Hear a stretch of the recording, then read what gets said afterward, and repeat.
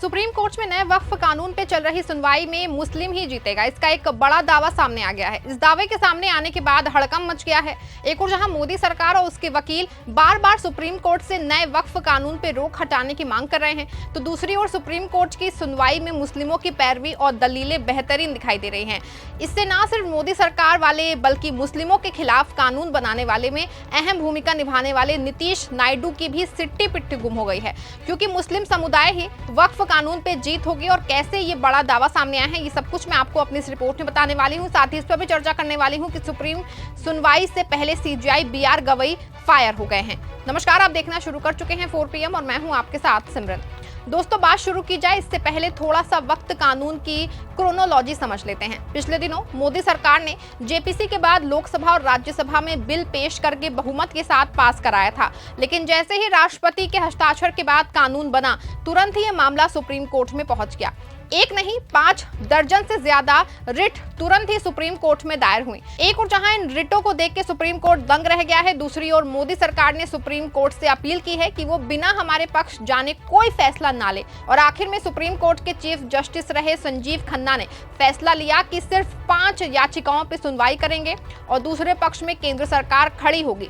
केंद्र सरकार ने अपने वकील के रूप में सॉलिसिटर जनरल को नियुक्त किया, तो मुस्लिम पक्ष की ओर से कई बड़े वकील कपिल सिब्बल और अभिषेक मनु सिंह भी पैरवी के लिए खड़े हुए हैं। आपको बता दें कि सुनवाई जैसे ही शुरू हुई, तुरंत ही चीफ जस्टिस रहे संजीव खन्ना ने तुरंत ही नए वक्फ कानून की नियुक्तियों, वक्फ की संपत्तियों से छेड़छाड़ करने समेत समस्त नई गतिविधियों पर रोक लगा दी। लेकिन इसके बाद से सुनवाई का दौर शुरू हो गया है और संजीव खन्ना रिटायर हो चुके हैं। अब मामले की सुनवाई नए सीजीआई बीआर गवई कर रहे हैं। माना जा रहा है कि सुप्रीम कोर्ट की कार्रवाई में जिस तरह की पैरवी मुस्लिम पक्ष की ओर से की जा रही है, ऐसे में मुस्लिमों के जीत के आसार बनते हुए दिखाई दे रहे हैं। लेकिन ये कैसे बन रहे हैं, ये हम आपको बताएंगे। उससे पहले नए सीजीआई अचानक क्यों वक्फ की सुनवाई को लेके फायर हुए हैं, इसको जान लेते हैं।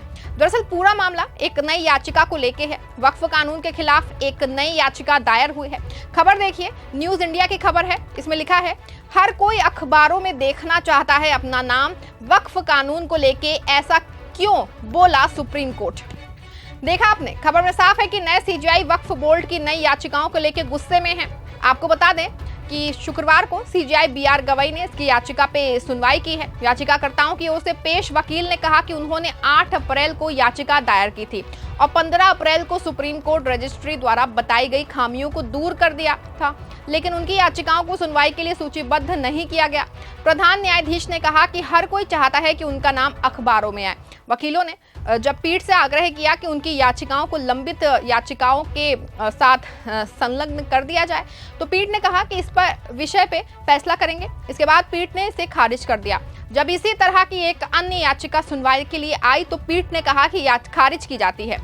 याचिकाकर्ता के वकील ने जब आग्रह किया कि उन्हें लंबित याचिकाओं में हस्तक्षेप करने की अनुमति दी जाए, तो प्रधान न्यायाधीश ने कहा, हमारे पास पहले से ही बहुत सारे हस्तक्षेपकर्ता हैं।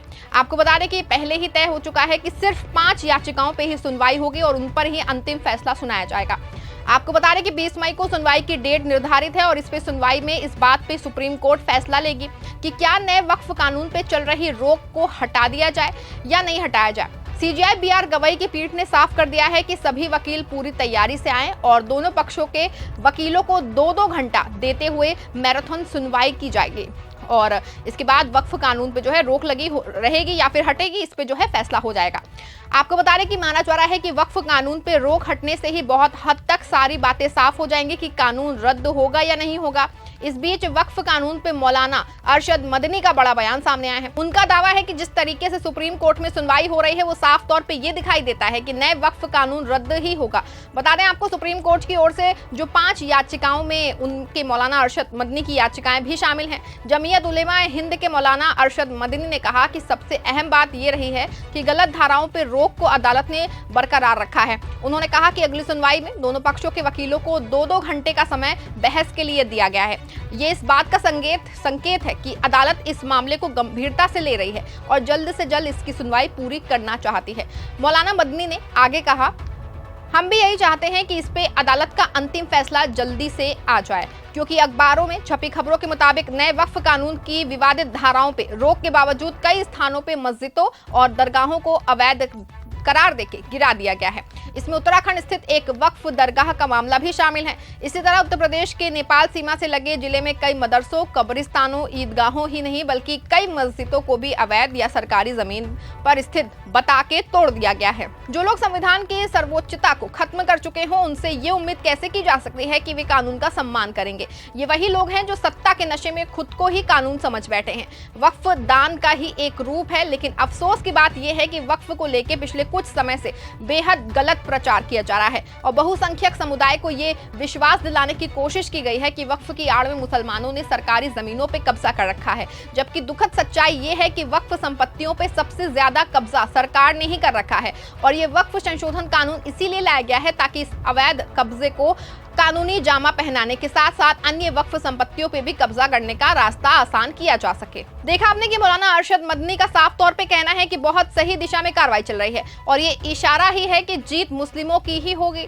आपको बता दूं कि मुस्लिम पर्सनल लॉ बोर्ड पहले भी मुसलमानों से जुड़े कई बड़े मामलों को लेकर सुप्रीम कोर्ट में है और इस बार भी उसकी ओर से जम के पैरवी की जा रही है।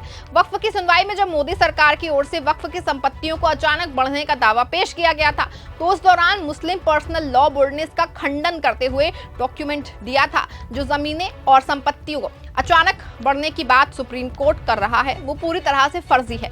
आपको बता दें कि आगे भी इसी मामले पे सुनवाई होनी है। इसी के अलावा एक मामला जेपीसी का भी था जिसमें डीएमके की ओर से ये साफ कर दिया गया था कि जेपीसी में सरकार ने मनमानी की है, ना तो विपक्षी सांसदों के सुझावों को लिया गया है और ना ही उनको सुना गया है। ऐसे में साफ है कि कहीं ना कहीं वक्फ के कानून जो है नए कानून पे मोदी सरकार की बड़ी हार जो है हो सकती है। आपका इस पूरे मामले पे क्या मानना है? क्या मौलाना अरशद मदनी का दावा सही है? मौलाना अरशद मदनी को क्यों लग रहा है कि वक्फ पे मुस्लिम ही जीतेंगे?